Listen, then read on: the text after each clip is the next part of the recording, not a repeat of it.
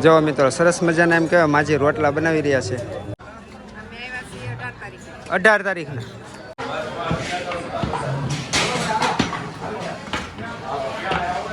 અહીંયા આખો સ્ટાફ છે ને વટાણા ખોલી રહ્યા છે જોઈ શકો છો ઘણા આ મિત્રો છે ને ગાજરનો હલવો છે જોઈ શકો છો ગાજર હા મિત્રો છે ને મગનો શીરો બની રહ્યો છે જોઈ શકો છો આ જેવો હલવો તૈયાર થઈ ગયો છે હાલો મિત્રો નવા વિડીયોમાં ફરી એકવાર તમારું બધાનું ભવનાથ તળેટી મહાશિવરાત્રીમાં સ્વાગત છે આજે મિત્રો આપણે પહોંચી ગયા છીએ જેમ કહેવાય છે કે ગોરખનાથ આશ્રમનું ભવ્યથી અતિ ભવ્ય અનક્ષેત્ર જે ચાલી રહ્યું છે ભાવિ ભક્તો એમ કહેવાય કે લાખોની સંખ્યામાં એ ભાવિ ભક્તો ભોજન કરતા હોય છે તો આપણે એમની ભોજનાલય અનક્ષેત્ર જોવાના છે તો મારી સાથે ઠેઠ સુધી જોડાઈ રહેજો બાકી આખી સિરીઝ જોવા માટે ચેનલને સબસ્ક્રાઇબ કરીને મારી સાથે જોડાઈ રહેજો તો હાલો ફટાફટ આપણે વિડીયો ચાલુ કરીએ જય ગિરનારી જો મિત્રો સરસ મજાના એમ કહેવાય માજી રોટલા બનાવી રહ્યા છે જય ગિરનારી માજી જો સરસ મજાના દેશી સુલે રોટલા બની રહ્યા છે તો ભાઈ અહીંયા રોટલા પૂરા પાડવા એટલે નાની મુની વાત નથી જોઈ શકો છો કેટલા વાગ્યાના શરૂ કર્યા માજી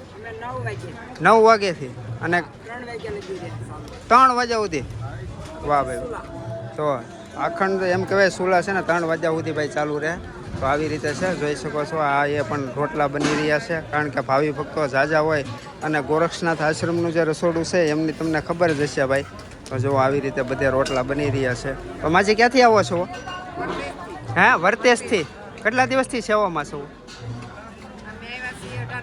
18 તારીખના વાહ ભાઈ વાહ તો ભાઈ વર્તેજના છે ને ઘણા ખરા લોકો જો આ એ રોટલા બની રહ્યા છે ત્યારબાદ ઓલી બાજુ શાક બકાલોને એવું સુધારાય છે તો આપણે સંપૂર્ણ રસોઈ કઈ રીતે બને છે એ પણ તમને હું દેખાડીશ તો જો આ એ પણ રોટલા એમ કહેવાય ઘણા એમ કહેવાય માતા બહેનો રોટલા બનાવી રહ્યા છે જોઈ શકો છો તો આવી રીતે દેશી ચૂલે છે ને ભાઈ ચૂલા જુઓ બનાવેલા છે અને લાકડા દ્વારા જો પકવવામાં આવે છે ચૂલા તો સરસ મજાના માજી પણ રોટલા ઘડી રહ્યા છે ઓ માજી મજામાં જય ગિરનારી ક્યાંથી આવો છો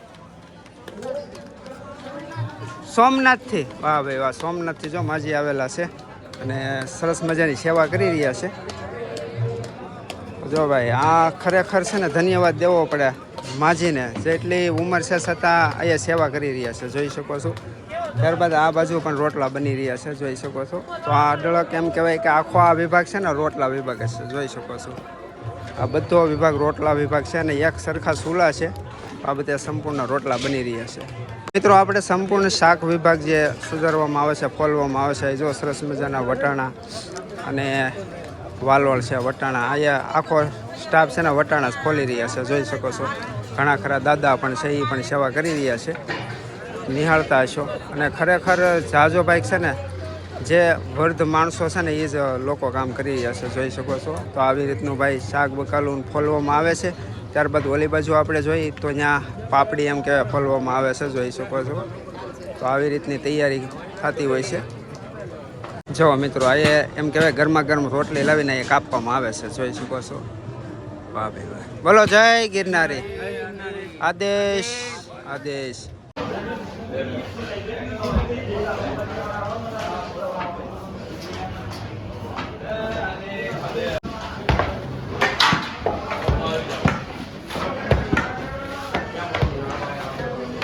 જો ભાઈ શાક છે ને આવી રીતે બનાવવામાં આવે છે જોઈ શકો છો તો સબ્જી બની ગઈ છે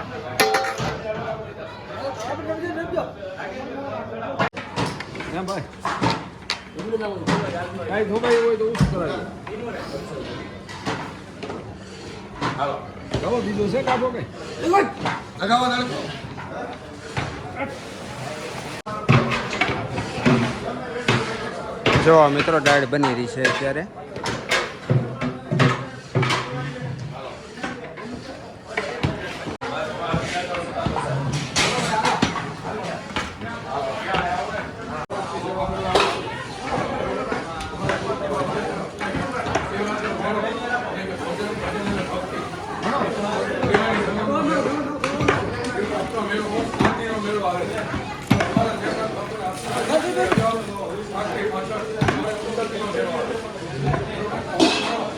આ મિત્રો તમે જો છો ને સાય છે જુઓ કેટલી સાય છે ભાઈ આ બધા ટોપ છે ને સાયના જ ભરેલા છે ત્યારબાદ આ બધો રસોઈ વિભાગ છે હવે આપણે રસોઈ વિભાગમાં એવા છે જે એમ કહેવાય કે રસોઈ બનતી હોય છે જો મિત્રો આ છે ને સોલે ચણાનું શાક બની રહ્યું છે અત્યારે જોઈ શકો છો.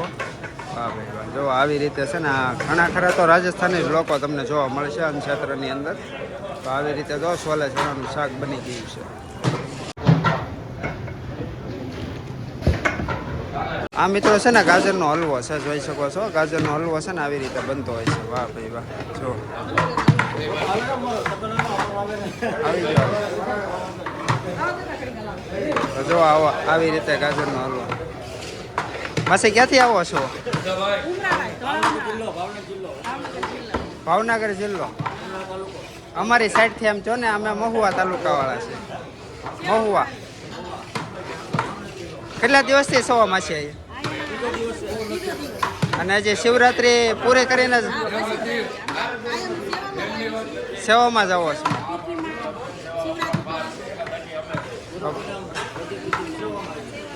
બાપ તો બોલો જય ગિરનારી આદેશ. હા મિત્રો તમે જોવો છો ને આ જેવો હલવો તૈયાર થઈ ગયો છે જોઈ શકો છો. તો આવી રીતે ભાઈ હલવો તૈયાર થઈ જાય છે. જુઓ આ કમ્પ્લીટ થઈ ગયેલો છે. આગળ સામે બને છે આપણે હું તમને લાઈવ દેખાડું પણ આ બની ગયેલો છે જોઈ શકો છો. અને તમામે તમામ છે ને શાક બકાલું આ જગ્યાએ ઉપર રાખવામાં આવે છે. એ પણ તમને સ્ટોક હું તમને દેખાડી દઉં આગળ. તો પહેલાં આ તો છે હલવાની આઈટમ. તો આ કાલના માટેનો સ્ટોક થાય છે જોઈ શકો છો. તો આ મિત્રો છે ને સંપૂર્ણ શાક બકાલા વિભાગ છે જોઈ શકો છો. ભાઈ જો કોથમરી ઝૂડિયુંના મોઢે ઝૂડિયું કાપવામાં આવે છે. જો આ બધા ટમેટા છે, મરચાં છે, પછી દૂધી છે, રીંગણા છે, મીઠો લીમડો છે, કોબી છે, આદુ છે, બધી વસ્તુનો અહીંયા સ્ટોક કરવામાં આવેલો છે જોઈ શકો છો. તો આ બધો સ્ટોક છે. મરચાં ને કોથમરી જો બધું આ બધું. અને આ બધું કાસું સીધું જે બટેટાની બોરીયું હોય છે, લોટની બોરીયું, નિમકની બધી અહીંયા રાખવામાં આવી છે. હા એ મિત્રો છે ને મગનો શીરો બની રહ્યો છે જોઈ શકો છો.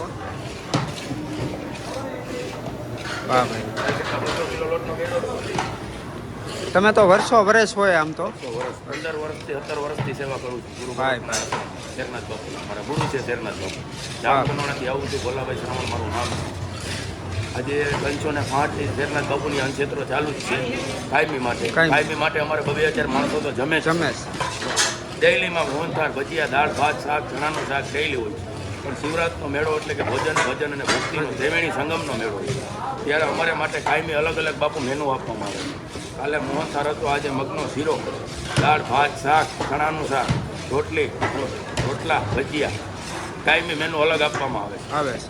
અને કોઈ જાતનો કોઈ આંકડો આવતો નથી કેટલા માણસો જમે છે. એ કોઈ આ ગુરુ ગોરખનાથ આશ્રમમાં કહેવાતું નથી કેટલા માણસો થઈ છે કે જમવા થાય છે. જેટલા પણ આવે છે ને પ્રસાદી મળી જાય છે ને. ભોજન અને ભક્તિ પ્રસાદ ડેઈલી આપવામાં આવે છે. સવારે નાસ્તો આપવામાં આવે છે, બપોરે જમણવાર આપવામાં આવે, સાંજે જમણવાર. ચા 24 કલાક ચાલુ હોય છે. ચા 24 કલાક ચાલુ હોય છે. વાહ ભાઈ. અને અહીંયા જેટલા માણસો છે લગભગ બાપુના મારા અંદાજે 2 થી 3 હજાર સ્વયંસેવકો કામ કરે છે. 2 થી 3 હજાર સ્વયંસેવકો કામ કરે છે. વાહ ભાઈ વાહ. જય ગિરનારી. આદેશ. જો ભાઈ મગનો શીરો આવી રીતનો બનતો હોય છે ને ત્યારબાદ આ છે ને ગોળની સાંડી બનાવી રહ્યા છે જોઈ શકો છો. મિત્રો મોરારી બાપુ આવી ગયા છે જોઈ શકો છો. શેરનાથ બાપુના આશ્રમે મોરારી બાપુ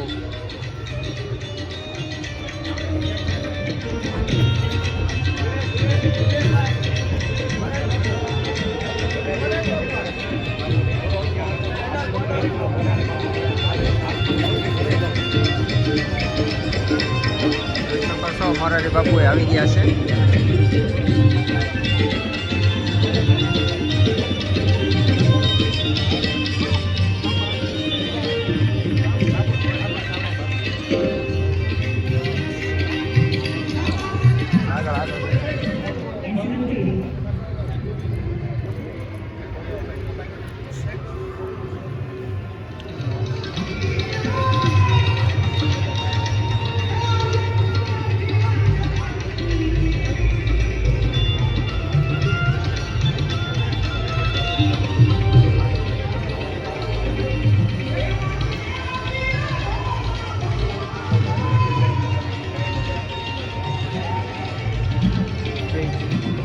જો ભાવિ ભક્તો કેટલા પણ આવેલા છે જોઈ શકો છો. અને સંતવાણી તો ચાલુ ને ચાલુ જ હોય છે.